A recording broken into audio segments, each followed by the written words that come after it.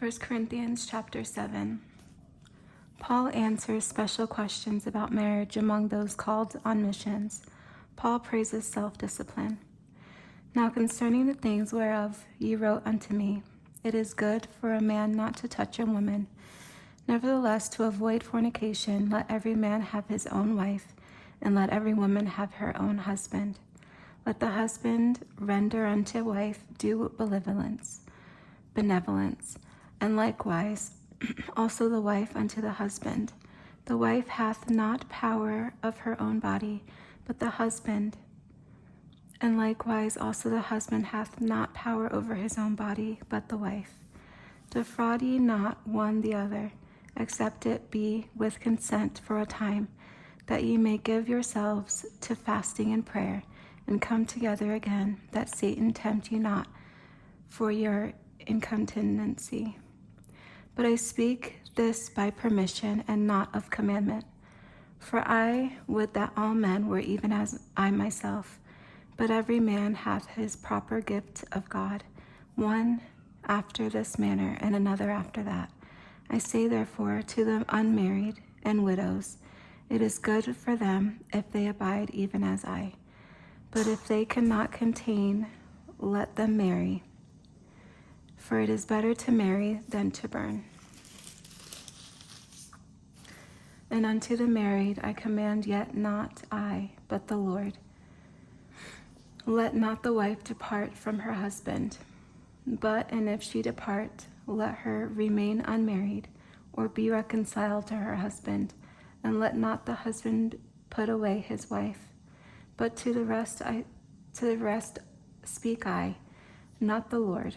If any brother hath a wife that believeth not, and she be pleased to dwell with him, let him not put her away. And the woman which hath an husband that believeth not, and if he be pleased to dwell with her, let her not leave him. For the unbelieving husband is sanctified by the wife, and the unbelieving wife is sanctified by the husband. Else were your children unclean, but now are they holy. But if the unbelieving depart, let him depart. A brother or a sister is not under bondage in such cases, but God hath called us to peace. For what knowest thou, O wife, whether thou shalt save thy husband? Or how knowest thou, O man, whether thou shalt save thy wife? But as God hath distributed to every man, as the Lord hath called every one, so let him walk, and so ordain I in all churches. Is any man called being circumcised? Let him not become uncircumcised. Is any called in uncircumcision? Let him not be circumcised. Circumcision is nothing, and uncircumcision is nothing, but the keeping of the commandments of God. Let every man abide in the same calling wherein he was called. Art thou called being a servant? Care not for it. But if thou mayest be made free, use it rather. For he that is called in the Lord, being a servant, is the Lord's freeman. Likewise also, he that is called being free is Christ's servant. Ye are bought with a price, be not ye the servants of men. Brethren, let every man, wherein he is called, therein abide with God. Now concerning virgins, I have no commandment of the Lord, yet I give my judgment, as one that hath obtained mercy of the Lord, to be faithful. I suppose, therefore, that this is good for the present distress. I say that it is good for a man so to be. Art thou bound unto a wife? Seek not to be loosed. Art thou loosed from a wife? Seek not a wife.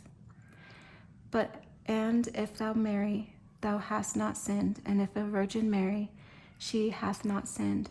Nevertheless, such shall have trouble in the flesh, but I spare you.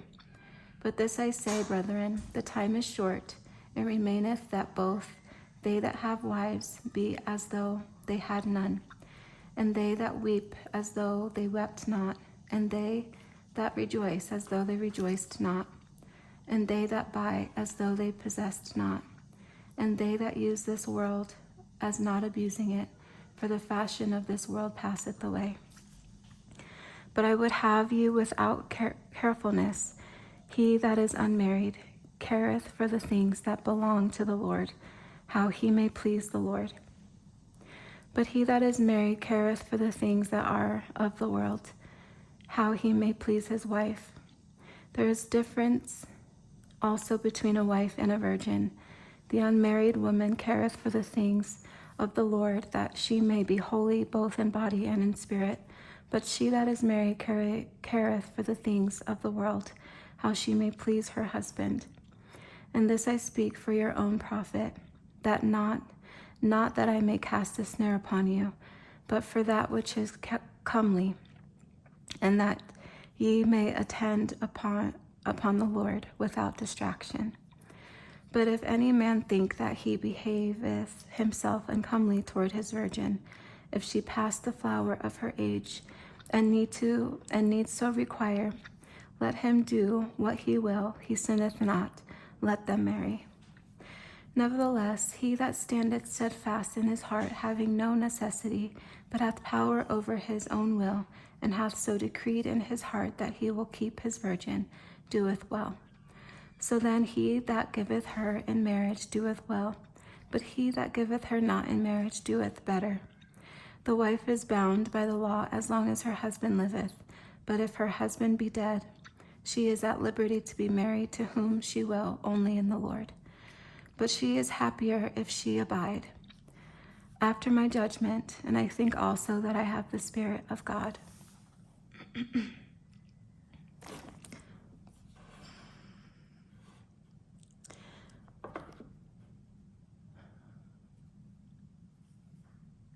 First Corinthians chapter 8.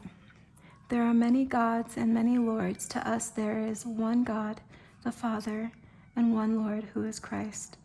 Now as touching things offered unto idols, we know that we all have knowledge. Knowledge puffeth up, but charity edifieth. And if any man think that he knoweth anything, he knoweth nothing yet as he ought to know. But if any man love God, the same is known of him. As concerning therefore the eating of those things that are offered in sacrifice unto idols, we know that an idol is nothing in the world, and that there is none other God but one. For though there be that are called gods, whether in heaven or in earth, as there be gods many and lords many, but to us there is but one God and Father, of whom are all things, and we in him, and one Lord Jesus Christ, by whom are all things, and we by him. Howbeit there is not in every man that knowledge. For some with conscience of the idol unto this hour eat it as a thing offered unto an idol, but their conscience being weak is defiled. But meat commendeth us not to God. For neither if we eat are we the better, neither if we eat not are we the worse.